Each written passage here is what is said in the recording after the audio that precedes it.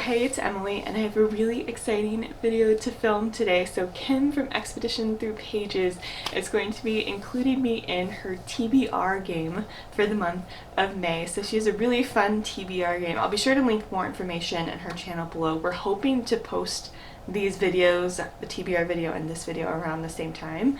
So I'll be sure to link everything below. Kim is absolutely delightful. I love watching her TBR game. It's a board game where she has different teams of players essentially, and they move around a board that has different sections that are associated with different genres. So she has STEM, nonfiction, fiction, and a free choice area, and then based on where the players land, she'll draw different prompts.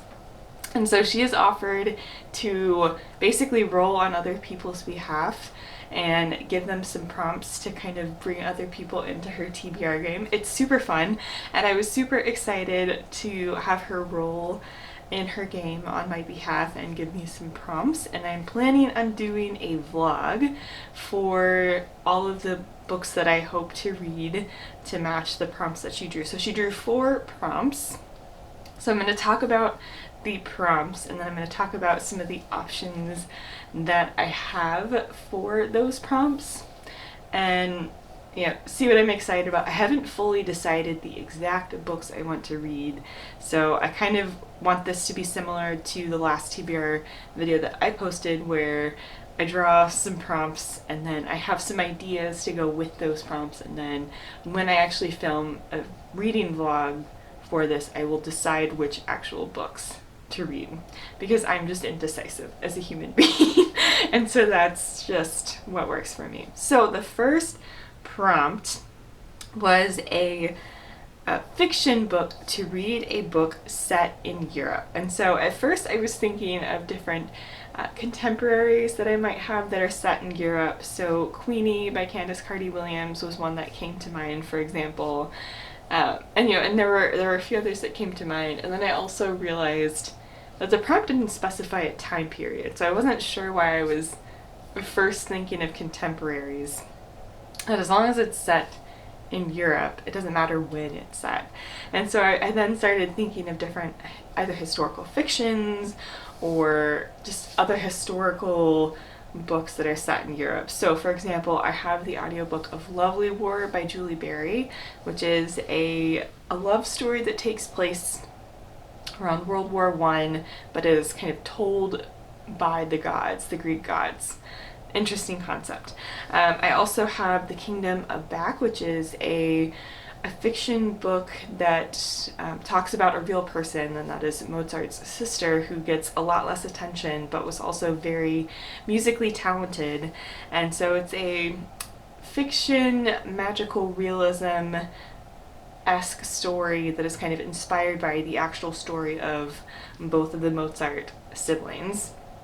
And I also realized that there are a bunch of historical romances and historical kind of mysteries that I have that are set in Europe. So I have a ton of historical romances. I'm not going to list all of them, but I have a bunch of historical romances that are set in Europe. So those are some options. I also have The Lady's Guide to Etiquette and Murder, which is, I think, a fun mystery that's set in historical Europe. So those are some options. I'm very excited about all of them, so I'm not sure what I'm going to choose. But those are some options for a fiction set in Europe. The next one I have is a nonfiction book with pink on the cover. And so there are a couple of things that kind of stood out to me when I was looking at some of the options that I already have. So one is Bad Feminist by Roxane Gay. The lettering on this is written in pink. I also have Cosmos, and there's kind of a sky in the background, and there are some elements of that sky that are definitely pink. So there's not a ton of pink on this cover, but there is pink on this cover. And I have the audiobook, and it's narrated by a bunch of really awesome people. So that's definitely an option. So I think those are going to be the main two, unless I find something else in the meantime. But I think those are the main two that I will be thinking about and deciding between. The next one, or the next prompt, is a free choice or fiction to read a book with white on the cover. And for this one, my first thought immediately jumped to The Humans by Matt Haig. And this one follows, I think, an alien that needs to pretend to be a human for a while. And so, you know, it's this alien trying to figure out what it is to be a human and talk about how weird humans are. So sounds like it's going to be a great time. I'm very excited. There are also some other ones that I've seen recently as I've been browsing that I could choose. So Before the Coffee Gets Cold has some white on the cover. And that one I think is just a series of short stories that follow a cafe that allows for time travel. There's also The Space Between Worlds by Micaiah Johnson that has a strip of white down the middle, and I'm very excited for that book as well. There's also The Library of the Unwritten that could be an intriguing option, and that's by A.J. Hackwith.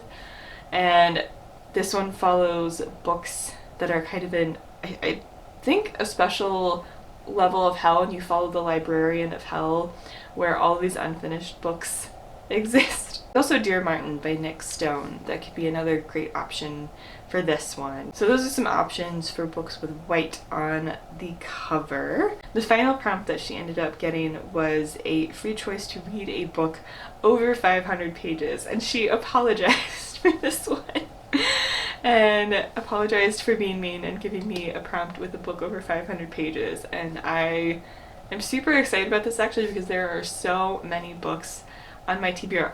A lot of the books on my TBR are either super long and close to 500 pages or over 500 pages. It's just what happens when you read a bunch of adult fantasy or just fantasy in general. And so I have just a few things that immediately came to mind is if I'm still in a fantasy romance mood, there's From Blood and Ash by Jennifer L. Armentrout. That is definitely an option. There's also The Sword of Kaigen by M.L. Wong. That is another option.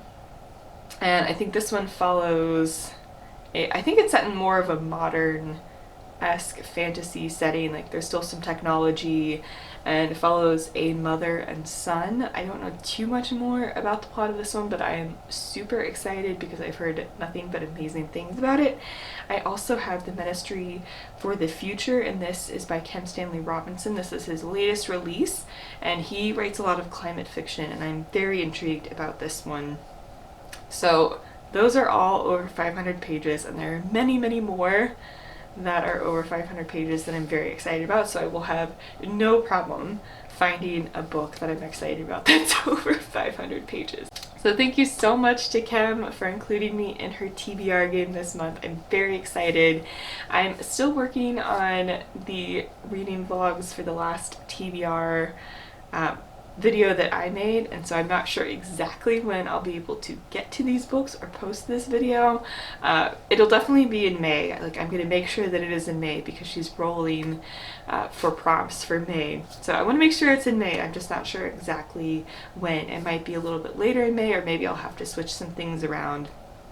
But this is something that is coming up, and I'm very excited about it. So again, thanks Kim, and thank you so much for watching.